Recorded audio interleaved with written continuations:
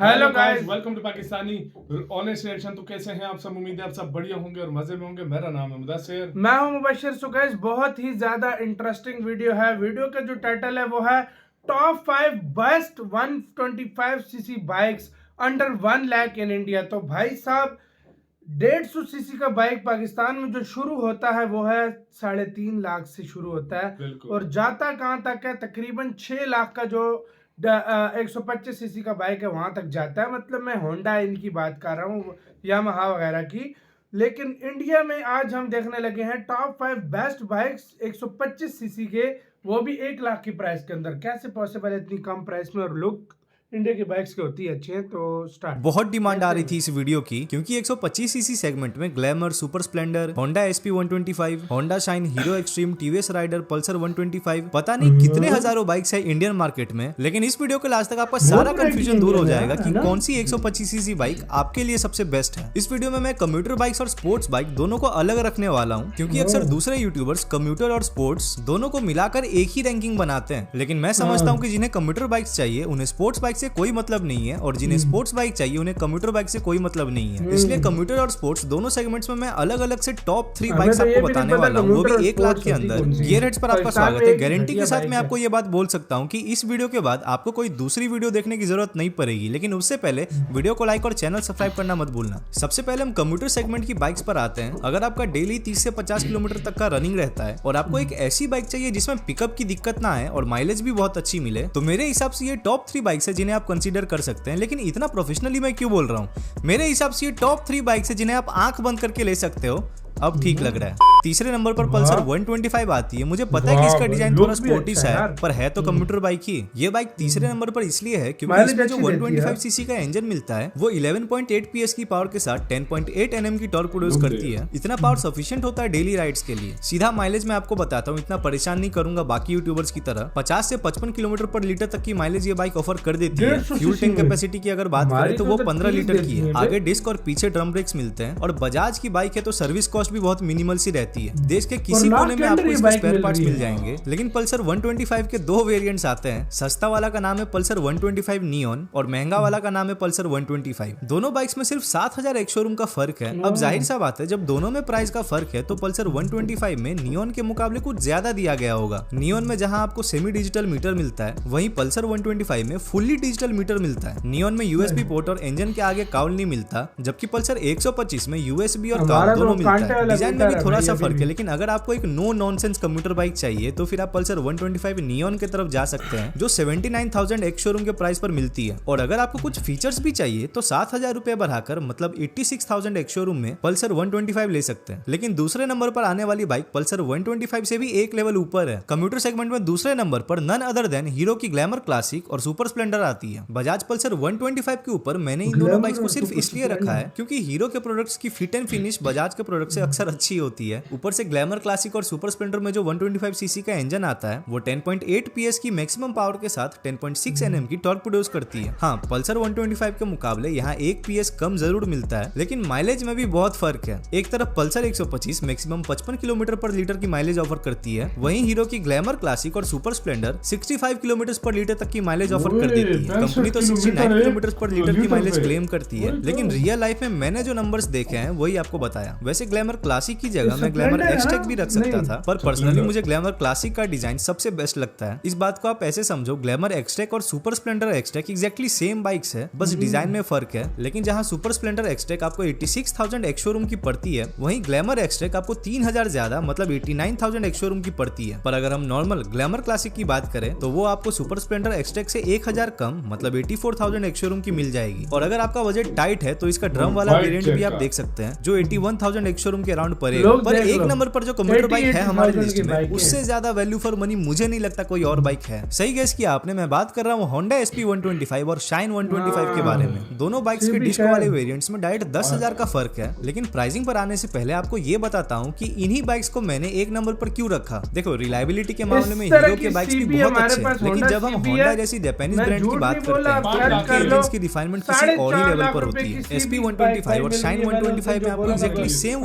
125 CC का engine वो मिलता है बाइक जो से भी 10.8 PS की पावर के साथ 10.9 Nm की टॉर्क प्रोड्यूस करती है और माइलेज भी दोनों बाइक सेम ही ऑफर करती है जो कि 65 किलोमीटर पर लीटर की है। फिर भी दोनों बाइक्स के डिस्क वाले वेरिएंट्स में 10,000 का फर्क सिर्फ इसलिए है क्योंकि SP 125 में आपको ऑल LED सेटअप देखने को मिलता है, वहीं शाइन 125 में हेलोजन लाइट्स आते हैं। SP 125 का डिजाइन थोड़ा मॉडर्न सा है, वहीं शाइन 125 का डिजाइन बहुत बेसिक है। दोनों के TFT डिस्प्ले में भी फर्क है, लेकिन जिनका बजट कम है वो शाइन 125 की तरफ जा सकते हैं, जिसका ड्रम वेरिएंट सिर्फ 78,000 एक शोरूम से चालू होता है और डिस्क वेरिएंट के लिए आपको 5,000 ज्यादा मतलब 83,000 एक शोरूम देना पड़ेगा। जिनको LED लाइट्स और डिजाइन से मतलब है वो SP 125 की तरफ जा सकते हैं, जिसका ड्रम वेरिएंट आपको 85,000 एक शोरूम और डिस्क वेरिएंट आपको 93,000 एक शोरूम का पड़ता है। हाँ, हीरो के बाइक से SP 125 की प्राइसिंग ज्यादा है, पर जो एक्स्ट्रा पैसा आप पे करेंगे ना उसका क्वालिटी आपको पता चल जाएगा। आफ्टर सेल सर्विस में भी बहुत फर्क देखने को मिलता है, लेकिन शाइन 125 से ज्यादा value for money 125 CC bike मुझे नहीं लगता कोई और है मार्केट में। बहुत हो गई कम्यूटर बाइक्स की बात, अब डायरेक्ट 125 सीसी स्पोर्ट्स बाइक पर आते हैं। इसमें भी 3 बाइक्स मैंने रैंक किया, जिसमें से 2 बाइक एकदम वैल्यू फॉर मनी है और एक बाइक ऐसी है जिसका एक शोरूम प्राइस बाकी दोनों बाइक से थोड़ा ज्यादा है, पर जिनका बजट है उतना उनको वो बाइक मजा भी बहुत देगी। हमारे लिस्ट में तीसरे नंबर पर TVS की राइडर आती है। इसका 125 सीसी का इंजन 11.3 PS की मैक्स पावर और 11.2 Nm की टॉर्क प्रोड्यूस करती है। जितने फीचर्स आपको एक 125 सीसी के नेकेड स्पोर्ट्स बाइक में मिलना चाहिए वो सब TVS राइडर में मिलता है। माइलेज की अगर बात करें तो 65 किलोमीटर पर लीटर तक की माइलेज भी आपको ये बाइक दे देगी, लेकिन मैंने इस बाइक को तीसरे नंबर पर 2 कारण से रखा है। पहला तो ये कि इसका डिजाइन मुझे बहुत बेकार लगता है। मुझे पता है कि डिजाइन बहुत सब्जेक्टिव चीज होती है, लेकिन राइडर मुझे किसी भी एंगल से पसंद नहीं आती। आगे से नेकेड स्पोर्ट्स और पीछे से कंप्यूटर बाइक लगती है, जो कि ये है भी, लेकिन इसका एडवांटेज ये है कि पिलियन इस पर आराम से बैठ सकते हैं। दूसरा रीजन ये है कि TVS के सर्विस सेंटर का हाल मैंने खुद अपने आंखों से देखा है, बहुत बेकार एक्सपीरियंस मुझे मिला। पर क्या पता आपके यहाँ सर्विस सेंटर्स ठीक हो। अगर प्राइसिंग की बात करें तो 90,000 से 95,000 एक शोरूम TVS राइडर प्राइस्ड है, जो कि इसे बाकी 125 सीसी वाले नेकेड स्पोर्ट्स के मुकाबले ज्यादा वैल्यू फॉर मनी बनाता है। दूसरे नंबर पर हीरो की एक्सट्रीम 125R आती है। ओवरऑल इसका डिजाइन बहुत सॉलिड है। इसकी 125 सीसी की इंजन 11.5 PS की पावर और 10.5 Nm की टॉर्क प्रोड्यूस करती है। TVS राइडर की तरह एक्सट्रीम 125R भी 65 किलोमीटर पर लीटर तक की माइलेज ऑफर कर देती है, लेकिन फिर भी TVS राइडर से मैंने इसको ऊपर सिर्फ इसलिए रखा है क्योंकि आफ्टर सेल्स एक्सपीरियंस हीरो का अक्सर अच्छा ही रहता है। और एक्सट्रीम 125R के प्राइसिंग की अगर बात करें तो 89,000 से लेकर 1,04,000 एक शोरूम ये प्राइस्ड है। 1,04,000 एक शोरूम वाली वेरिएंट में आपको फ्रंट एंड रियर ABS दोनों मिलता है। ओवरऑल बहुत अच्छी बाइक है, आंख बंद करके ले सकते हो। बस पिलियन कंफर्ट के बारे में थोड़ा सोच लेना, क्योंकि पिलियन सीट का पोजीशन थोड़ा अपराइट है, जिसके वजह से अगर आप अपने फैमिली के लेडीज को एक्सट्रीम 125R पे बैठाओगे तो फिर दिक्कत हो सकता है। और यही चीज TVS राइडर के फायदे में जाती है, क्योंकि उसका पिलियन सीट एक्सट्रीम 125R के मुकाबले कंफर्टेबल है। पहली नंबर पर नई लॉन्च हुई होंडा CB 125 हॉर्नेट आती है। बाकी बाइक्स के मुकाबले इसका एक शोरूम प्राइस अराउंड 13,000 ज्यादा है, पर इससे मिलने वाली एक्सपीरियंस भी बहुत नेक्स्ट लेवल है। अगर लुक्स की बात करें तो this is bike for the best looking 125 CC naked sports bike जो कि मैंने आज तक इंडियन मार्केट में देखा है। अगर आपको ऐसा लग रहा है कि ये वीडियो होंडा की तरफ से स्पॉन्सर्ड है, क्योंकि कंप्यूटर बाइक्स में भी होंडा को मैंने 1 नंबर पर रखा था और अभी स्पोर्ट्स बाइक में भी होंडा को 1 नंबर पे रख रहा हूँ, तो ऐसा बिल्कुल भी नहीं है। क्योंकि आज ये चैनल छोटा है, पर कल जाकर जब चैनल बड़ा होगा और स्पॉन्सर्स आएंगे तो बस कुछ पैसों के लिए मैं आपको झूठ कभी भी नहीं बोलूंगा,